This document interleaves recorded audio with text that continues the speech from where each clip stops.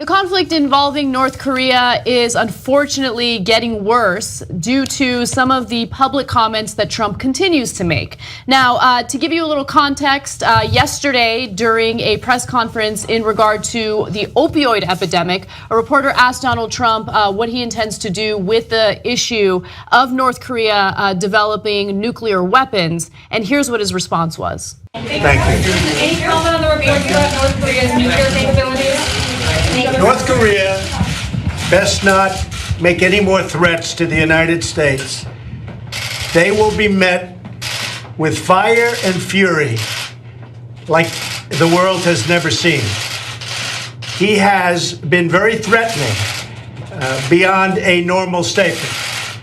And as I said, they will be met with fire, fury, and frankly, power, the likes of which this world has never seen before.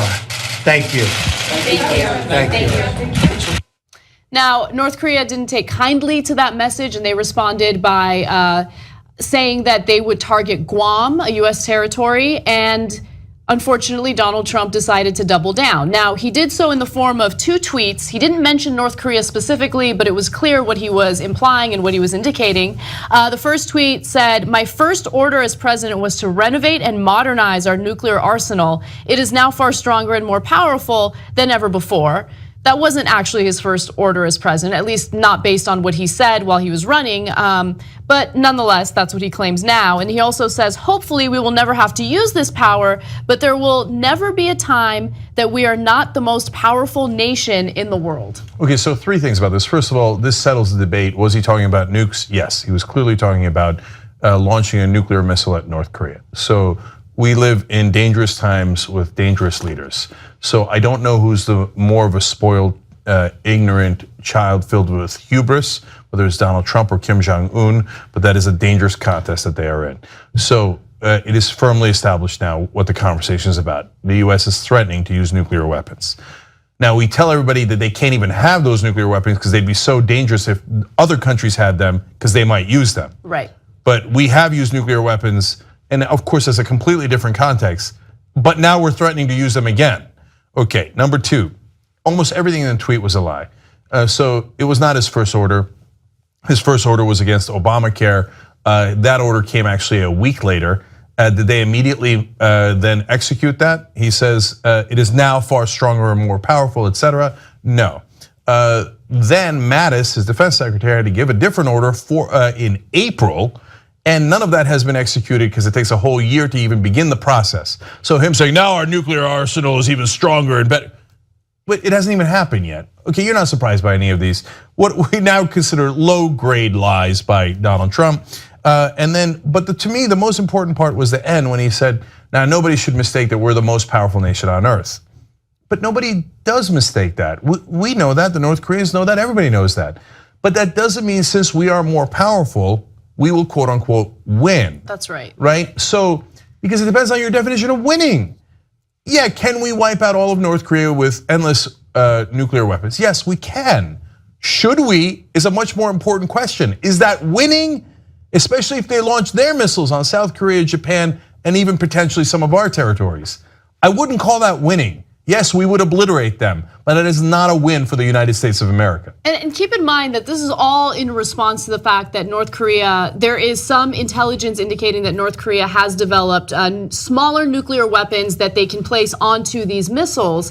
And that means that they have developed, at least have some capacity to cause some serious harm, if not to the United States. I mean, that's still a big question, definitely to their neighbors. And so South Korea, of course, is a huge concern. Japan is another concern. And so for some people, if you don't dig deeper and kind of understand the nuances of this type of foreign policy, it seems like he's just being a tough president. But there are real ramifications to the type of rhetoric that he's using. And the first ramification is that now people in Guam are worried about their safety. They're worried that North Korea will retaliate by using their weapons against them. And by the way, he's playing this dangerous game with a guy who, by all accounts, is deeply irrational. So, and he's been taught and almost bred to be irrational. And what I mean by that is, of course, not by the nature of his ethnicity, but by the nature of the power that he was vested with, that his grandfather and father were considered holy leaders in North Korea who can do no wrong. That breeds an unearned confidence that is super dangerous. So as dangerous as Vladimir Putin is, he's a very smart guy and he takes strategic, calculated risks. So if you threaten Putin with nuclear war, he would know that you're unlikely to do that. He would be very unlikely to retaliate given the consequences that he could easily calculate. And by the way, that is very true, very much true for Iran as well. The leaders of Iran are terribly corrupt and dictatorial, but mainly they want to make money and oppress their own people. They can make normal human calculations. By the way, they don't have a nuclear program thanks to the deal that Obama made. So, but when you do it with Kim Jong-un, that is not a rational actor, and one that has never showed that he's ever cared about his own people. He's the one basically imprisoning his own people. So you're playing with fire here, literally. And it's not just Donald Trump. So his Secretary of Defense, James Mattis, has also released a statement in regard to what's going on with North Korea. And I want to read you a portion of it. First of all, the most relevant part in his statement was the following. The DPRK should cease any consideration of actions that would lead to the end of its regime and the destruction of its people. And so the fact that that's even a consideration is something that people should be concerned about, at least if you're a human and you worry about innocent individuals dying as a result of all this. Another part of his statement that I thought was relevant goes as follows. President Trump was informed of the growing threat last December, and on taking office, his first orders to me emphasized the readiness of our ballistic missile defense and nuclear deterrent forces. While our State Department is making every effort to resolve this global threat through diplomatic means, it must be noted that the combined allied militaries now possesses the most precise, rehearsed, and robust defense and offensive capabilities on Earth. And again, this is how he ended the statement. The DPRK regime's actions will continue to be grossly overmatched by ours and would lose any arms race or conflict it initiates. So again, this talk of winning and losing. Yeah, I don't doubt that the North Koreans would quote unquote lose. I mean, you just threatened to kill everybody in North Korea. Yes, that would be a loss. But that doesn't mean we win. Number one, we will have done something horrific, perhaps by launching nukes.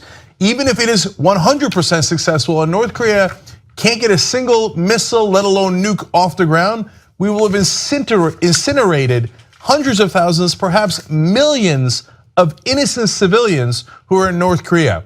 If you don't care about that, there's something wrong with you.